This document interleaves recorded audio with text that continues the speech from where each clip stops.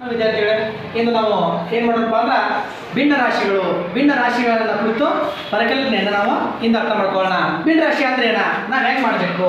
ಈಗ ಒಂದು ಎಕ್ಸಾಂಪಲ್ ಅಂತ ತಗೋಣ. ಇದೊಂದು ಪೂರ್ಣ ವಸ್ತು. ಏನಿದು?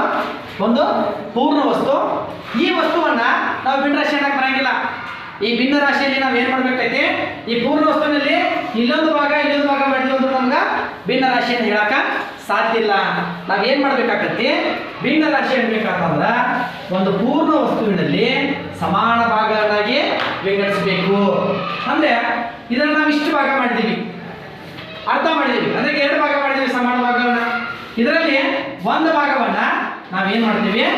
ತೆಗೆದುಕೊಳ್ತೀವಿ. ಒಂದು ಭಾಗವನ್ನು ತೆಗೆದುಕೊಳ್ತೀವಿ ಅಂದ್ರೆ ಇದನ್ನು ನಾವು ಯಾವ ರೀತಿ ಮಾಡ್ತೀವಿ? ಮಾಡಿದ ಭಾಗಗಳನ್ನ ಕೆಳಗೆ ಬರಿತೀವಿ. ಅದೇನು ಕೊಡ್ತಿಲ್ಲ ನಮಗೆ, ಎರಡು ಭಾಗ ಮಾಡಿದ ಒಂದು ವಸ್ತುವಿನೊಳಗೆ ಅದನ್ನು ನಾವು ಕೆಳಗೆ ಬರಿತೀವಿ, ತೆಗೆದುಕೊಂಡ ಭಾಗವನ್ನ ಯಾವ ಬರಿತೀವಿ.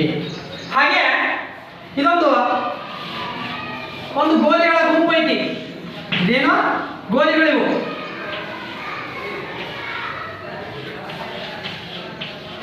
ನೋಡಿ, ಇದೊಂದು ಗುಂಪು. ಈ ಗುಂಪು ಇದೊಂದೇನು? ಗೋಲಿಗಳ ಗುಂಪು.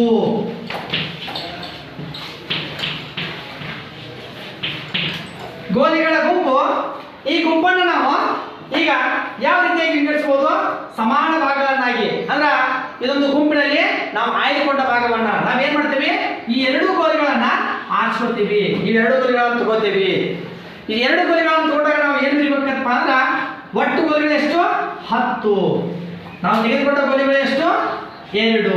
ಅಂದ್ರೆ ಈಗ ನಾವೊಂದು ಇದರಲ್ಲಿ ಒಂದು ಕನ್ಕ್ಲೂಷನ್ ಬರ್ಬೋದು. ಒಂದು ಪೂರ್ಣ ವಸ್ತು ಇರುತ್ತಲ್ಲ, ಆ ಪೂರ್ಣ ವಸ್ತುವಿನಲ್ಲಿ ಸಮಭಾಗಗಳನ್ನಾಗಿ ಮಾಡಿ ನೋಡಿ. ಎರಡು ಅಥವಾ ಒಂದೊಂದು ಸಮಭಾಗಗಳಾಗ್ತವ. ಸಮಭಾಗಗಳನ್ನಾಗಿ ಮಾಡಿ ಅದರಲ್ಲಿ ಆಯ್ದುಕೊಂಡ ಭಾಗವನ್ನ, ಅದರಲ್ಲಿ ನಾವು ತೆಗೆದುಕೊಂಡಿದ್ದೇವಲ್ಲ ಭಾಗವನ್ನ, ಅದನ್ನು ಮಾತ್ರ ನಾವು ಏನು ಮಾಡ್ಬೋದು? ಭಿನ್ನ ರಾಶಿ ಒಳಗ ಬರಿಬೋದು. ಸರಿ, ಈಗ ಇನ್ನೊಂದು ಎಕ್ಸಾಂಪಲ್ ನೋಡೋಣ. ಇದೊಂದು ರೊಟ್ಟಿ. ಯಾಕಂದ್ರೆ ನಮಗೆಲ್ಲರಿಗೂ ಏನಾಗುತ್ತೆ ಇದ್ರ ಬಗ್ಗೆ ಸಂಪೂರ್ಣವಾದಂಥ ಪರಿಕಲ್ಪನೆ ಇರುತ್ತೆ. ರೊಟ್ಟಿ ನಮ್ಮ ಮನ್ಯಾಗ ರೊಟ್ಟಿ ಮಾಡ್ಯಾಳ. ಆ ರೊಟ್ಟಿ ಏನು ಮಾಡ್ತಾಳ? ಫಸ್ಟ್ ಅರ್ಧ ಮಾಡ್ತಾಳ.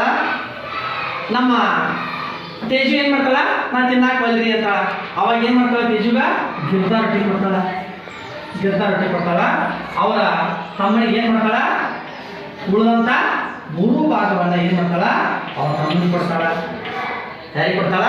ಅವಳ ತಮ್ಮನಿಗೆ ಕೊಡ್ತಾಳ. ಅದನ್ನ ಈಗ ತೇಜು ಕೊಟ್ಟಿದ್ದನ್ನ ಭಿನ್ನ ರಾಶಿ ಒಳಗೆ ಬರೀದಿ ಅಂತಾರೆ. ತೇಜು ಕೊಟ್ಟಿದ್ದನ್ನ ಅವ್ರ ತಮ್ಮ ಕೊಟ್ಟಿದ್ದಲ್ಲ. ಇಲ್ಲಿ ನೋಡಿ, ತೇಜು ತಿಂದ ರೊಟ್ಟಿ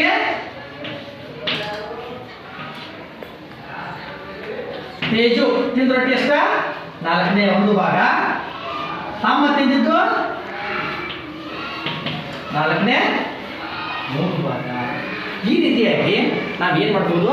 ಭಿನ್ನ ರಾಶಿಯನ್ನ ನಾವು ಗುರುತಿಸ್ಕೋಬಹುದು. ಹಾಗಾದ್ರೆ ನಾವೀಗ ಭಿನ್ನ ರಾಶಿ ಅಂದ್ರೆ ಏನ ಅನ್ನೋದನ್ನ ನೋಡೋಣ. ಭಿನ್ನ ರಾಶಿ ಅಂದ್ರೆ ಏನ? ಭಿನ್ನ ರಾಶಿ ಪೂರ್ಣ ವಸ್ತುವಿನ ಭಾಗವನ್ನು ಒಂದು ಪೂರ್ಣ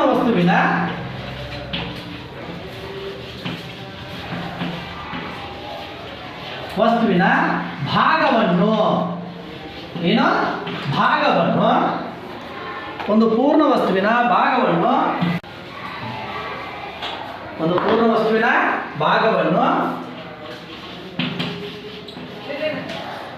ಭಿನ್ನ ರಾಶಿಯಲ್ಲಿ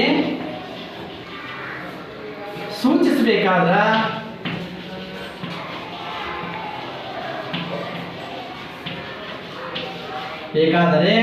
ನಾವು ಆ ವಸ್ತುವನ್ನ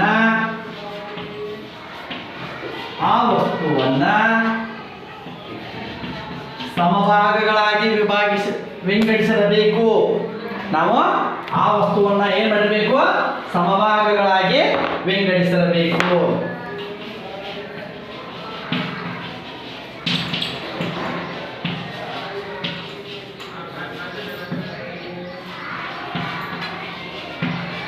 ಹೀಗೆ ಈಗ ನಾವೇನು ಮಾಡಿದ್ದೀವಿ?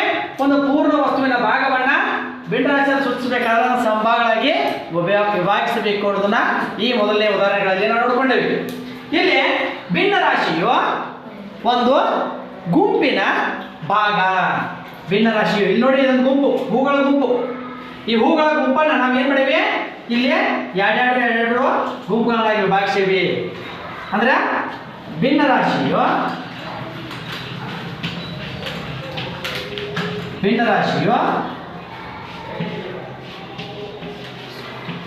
ಗುಂಪಿನ ಒಂದು ಭಾಗ ಅಂತ ಹೇಳ್ಬೋದು ನಾವು. ಒಂದು ಭಾಗ, ಯಾಕಂದ್ರೆ ಈ ಗುಂಪಿನ ಒಂದು ಭಾಗ ಅಂದ್ರೆ ಇದೊಂದು ಭಾಗ. ಇಲ್ಲಿ ನಾವು ಹೇಳ್ಬೋದು ಮಾಡಿದಂತ ಭಾಗಗಳು 4, ಆಯ್ಕೊಂಡ ಭಾಗ 1 ಅಂತ ನಾವು ಹೇಳ್ಬೋದು. ಈಗ ಈಚೆ ಕಡೆ ಬರೋಣ. ಇವು ಪತ್ರಗಳು, ಹಳೆಯ ಕಾಲದಲ್ಲಿ ಬರಿತಾ ಇದ್ರಲ್ಲ ಅಂತ ಪತ್ರಗಳು. ಆ ಪತ್ರಗಳ ಸಂಗ್ರಹ ನಾವಿಲ್ಲಿ ಏನ್ ಹೇಳ್ಬೋದು, ಭಿನ್ನ ರಾಶಿಯು ಸಂಗ್ರಹದ ಒಂದು ಭಾಗ. ಭಿನ್ನ ರಾಶಿಯು ಸಂಗ್ರಹದ ಒಂದು ಭಾಗ. ಸರಿ, ಇಲ್ಲಿ ನೋಡಿ, ಈ ಒಂದು ವಸ್ತುವಿನೆಲ್ಲ 3 ಭಾಗಗಳನ್ನಾಗಿ ಮಾಡಿವಿ. ಇದಕ್ಕ ಈ ಭಾಗಕ್ಕೆ ನಾವು ಏನ್ ಮಾಡೋಣ, ಬಣ್ಣ ತುಂಬೋಣ. ಈ ಭಾಗಕ್ಕೆ ಬಣ್ಣ ತುಂಬೋಣ. ಇಲ್ಲಿ ಇವೆರಡು ಭಾಗಗಳಿಗೆ ನಾವು ಏನ್ ಮಾಡೋಣ, ಬಣ್ಣ ಹಾಕೋಣ. ಇಲ್ಲಿ ಏನ್ ಮಾಡೋಣ, ಈ ಭಾಗಗಳಿಗೆ ನಾವೇನ್ ಮಾಡೋಣ, ಬಣ್ಣ ಹಾಕೋಣ. ನೋಡಿ, ಇಲ್ಲಿ ನಾವು ಏನಂತ ತಿಳ್ಕೊಬೇಕಪ್ಪ ಅಂದ್ರ ಮಾಡಿದ ಸಮಭಾಗಗಳು. ಫಸ್ಟ್ ಏನು, ಒಟ್ಟು ಸಮಭಾಗಗಳು.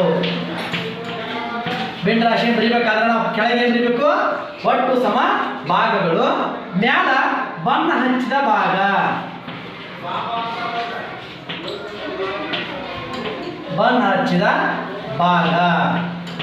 ನೋಡಿ, ಒಟ್ಟು ಮಾಡಿದಂಥ ಸಮಭಾಗಗಳು ಎಷ್ಟು, 3. ಬಣ್ಣ ಹಚ್ಚಿರುವಂಥ ಭಾಗ ಎಷ್ಟು, 1.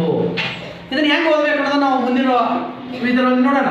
ಇಲ್ಲಿ ನೋಡಿ, 1 2 3 4 5. ನಾವು ಒಟ್ಟು ಮಾಡಿರುವಂಥ ಭಾಗಗಳು ಎಷ್ಟು, 5. ಬಣ್ಣ ಹಚ್ಚಿರುವ ಭಾಗಗಳು 2. ಇಲ್ಲಿ ನೋಡಿ, 1 2 3 4 5 6 7 8 9 10 11 12 13 14 15 16.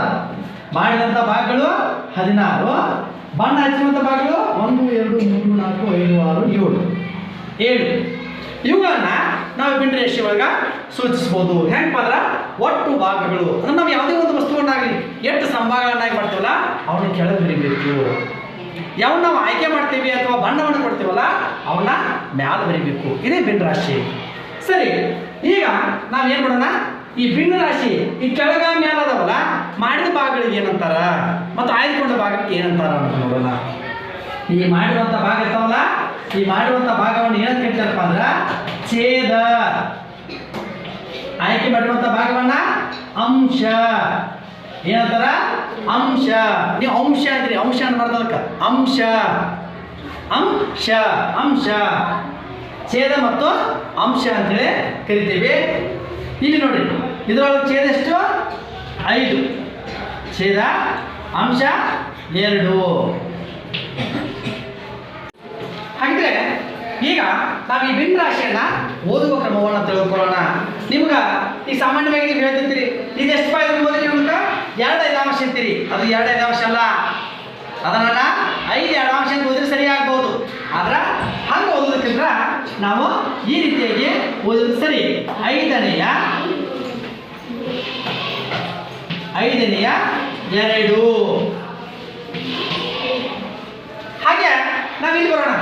ಇದನ್ನು ನಾವು ಯಾವ ರೀತಿ ಓದಬೇಕು, 16ನೇಯ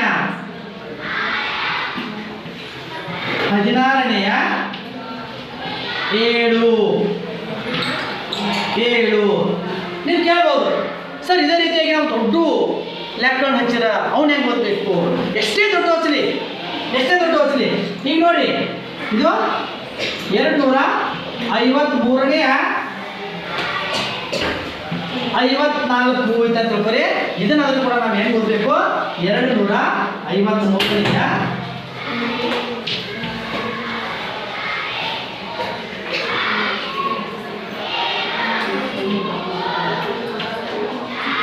53ನೇ 54.